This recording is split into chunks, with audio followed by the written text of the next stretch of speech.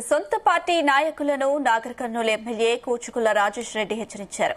ఇందిరమ్మ ఇండ్లు, కళ్యాణ లక్ష్మి చెక్కుల విషయంలో కొంతమంది నాయకులు లబ్దిదారుల వద్ద డబ్బులు వసూలు చేస్తున్నట్లు తమ దృష్టికి వచ్చిందన్నారు. బెజ్నేపల్లి మండలంలో ఓ వ్యక్తి లబ్దిదారుల వద్ద డబ్బులు తీసుకున్న విషయంలో స్వయంగా తానే ఎస్ఐతో మాట్లాడి ఎఫ్ఐఆర్ నమోదు చేయించినట్లు తెలిపారు.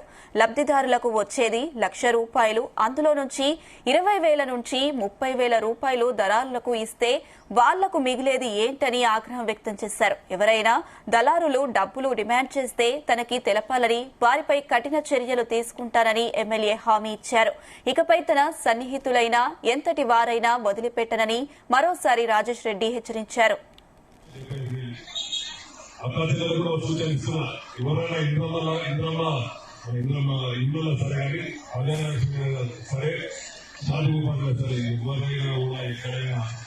మీరు ఎవరైనా అడిగితే మీ గ్రామ నాయకులు కానీ నాకు ఫోన్ చేసి చెప్పండి, అడుగుతున్నారు సార్ అన్నట్టు. తప్పకుండా నేను వాళ్ళకి కఠిన శిక్ష పడేలా నేను చూసుకుంటా. నాయకులకు కానీ గ్రామస్తులకు కానీ ఎవరైనా కూడా ఇందిరమ్మ కళ్యాణ లక్ష్మి, షాదీ ముబారక్, ఇందిరమ్మలో ఇటువంటివి కొంతమంది దాని బంధాలుగా పెట్టుకొని వసూలు ఇస్తున్నారని తెలుస్తున్నది.